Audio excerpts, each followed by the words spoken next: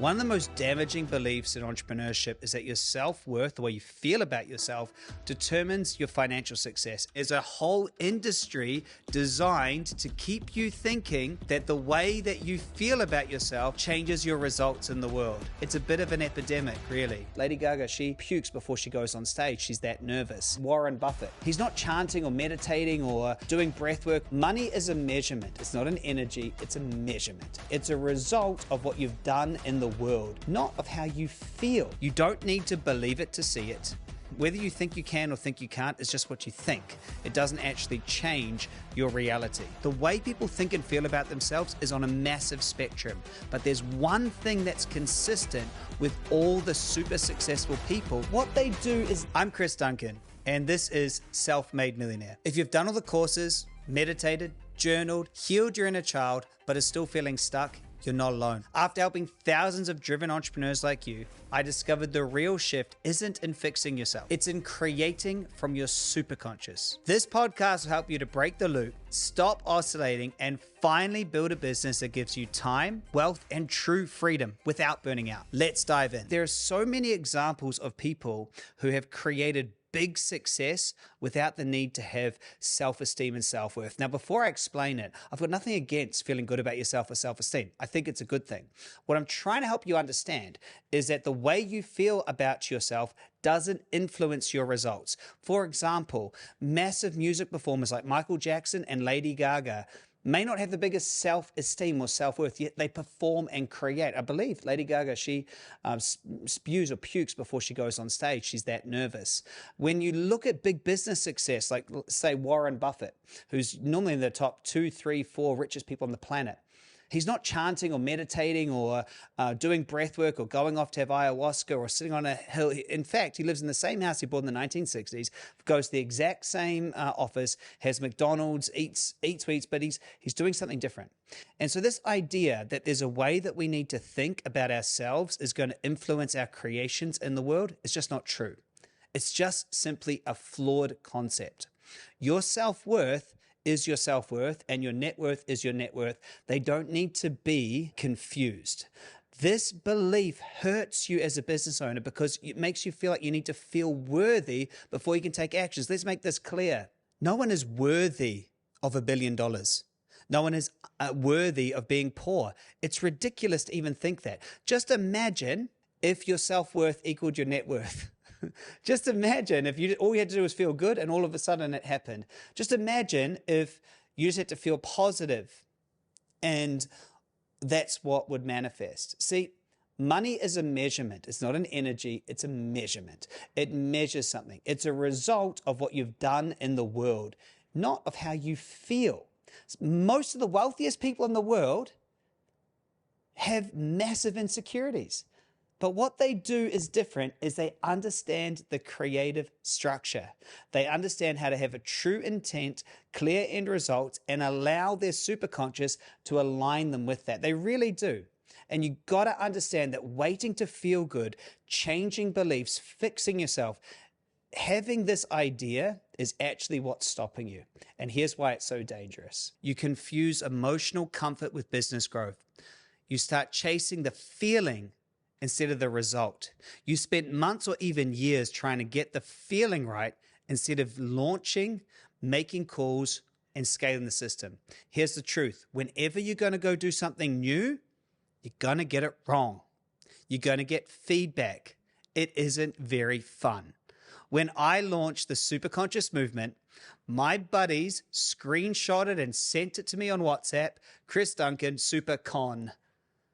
Every single day, my team deletes thousands of messages, thousands of people letting me know that what I'm talking about is wrong. If you have to feel good, you're never going to get it. Because as you go for something new, the feedback the world is going to give you is you don't know how to do it. You then need to take that feedback and align your actions and take new actions so that you get there. This is the creative structure, and this is what all the top people do. So they don't waste time trying to get the feelings right first. Real quick, if you're a driven entrepreneur who's done all the work but still feels stuck, or like you're oscillating between progress and burnout, I've got something really powerful for you. I'm running a live training where I'll show you how to unlock your superconscious so you can finally create the freedom, wealth, and impact you're here for. Hit the link in the show notes to save your spot. And now, back to the episode. It's so easy to get caught up in this idea that you need to feel good and to have self-worth and feel confidence, and that's going to influence your results because you avoid having to get real feedback. You actually avoid having to have the world say what you have is good or bad and evolve and learn. It's very safe for your unconscious to tell you the lie that you need to sit and meditate and chant and to heal. And there's a whole industry designed to keep you thinking that the way that you feel about yourself changes your results in the world. And it's a bit of an epidemic, really. The amount of people that have bought into the idea that the way that you feel needs to change first. But it's ridiculous. How could you change how you feel about something before you've actually done the thing?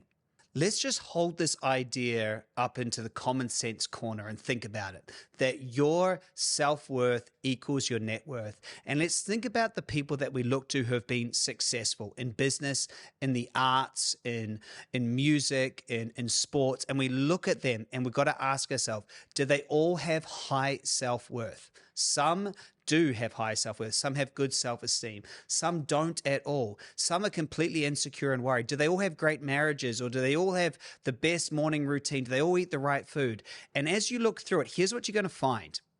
Is that the way people think and feel about themselves is on a massive spectrum. But there's one thing that's consistent with all the super successful people who have created what it is that you would like to create. That is, they focus on the end result, they notice where they are compared to that, and they invent new ways of doing things. They call in their superconscious, whether they know they're doing this or not, they invent new things. They invent new books. Think about J.K. Rowling, who wrote Harry Potter. She was a single mom on welfare, and then she went and wrote one of the best-selling children's books of all time. Everyone told her too long. No kids have time to sit and listen and read the book. Maybe listen if it's an audio book, but they said that kids don't have time to do it. They don't have the attention span.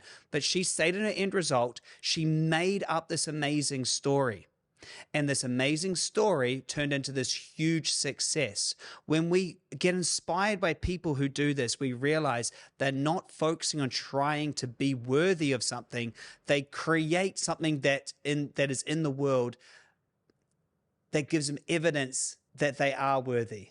So this idea of trying to chase to be worthy of something that you haven't done makes absolutely no sense. Trying to feel good when you've never done it. You do worry that others are going to reject you. You do worry that you're not going to measure up. And you do worry that you're not good enough. And that's part of it. And so this idea that your self-worth equals your net worth is so wrong. Money is a measurement. Money is a tool. Money is a unit of choice. It has a structure. It doesn't care about you. Doesn't care about your feelings. Doesn't care about your religion, doesn't care about your skin color, it doesn't care about anything. All it does is it cares that other human beings give you it because you are solving problems or giving them ways to have more satisfaction in life, and it will flow to you. It doesn't care about how you feel. Money doesn't care. Money doesn't like speed. Money doesn't like going slow. Money doesn't like a person who's this or a person who's that. Money flows to people who simply play by the rules of it. And so what you must understand is that your self-worth doesn't equal your net worth. How could it?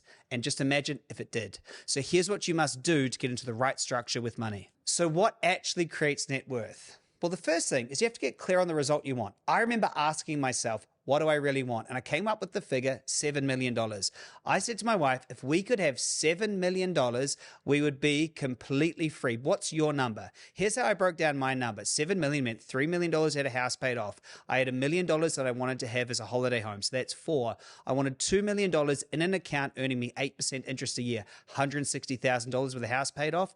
I thought, that's pretty much going to last me. And then I wanted to have $1 million I spent on toys. I bought a Lamborghini, a Rolex, some other things I really wanted. So I came up with $7 million. What you must do is get clear on what your result is. You might need more than that. You might have kids going to private school. You might have less than that. What is your number? What is the actual number that you want? Most people are so unclear on their number that even if somebody walked in and said, how much do you want? They would have no idea. They'd say, just give as much as you got. The second is, once you're clear on that, is to take action consistent with that. Make sure that you are following through on that end result. Once you have that clarity on what you really want, ensure that you have the structures and systems in place that are going to produce it. If you want to create 7 million or 10 million, make sure you have a business model in place that will actually allow you to produce that. Check out some of my other videos where I explain some of the most up-to-date and really inspiring opportunities to start a business. There's a lot out there right now, and also the entrepreneur ascension path, how you can move through the different levels of being an entrepreneur, because business is probably the fastest way you're going to get that result. Once you've got clear on the result, and then once you've figured out the right structures, which I can help you with, you then must remove and let go of any unconscious resistance so that you're not sabotaged by any fear or doubt or worry. It's very different than trying to feel good. Letting go is different than trying to feel a certain way. This is the entrepreneur shift. Stop making self-worth the gatekeeper of your net worth. Stop making feelings and trying to feel good be the reason why you can't get there and take action. Decide your next move based on your vision. Let action drive your result, and let results change how you feel about yourself. If you want to feel good, create a life worth feeling good about. If you've been waiting until you feel worthy before you grow your business or build your net worth, you've been playing the wrong game. Choose your result, take action, and let your self-worth catch up.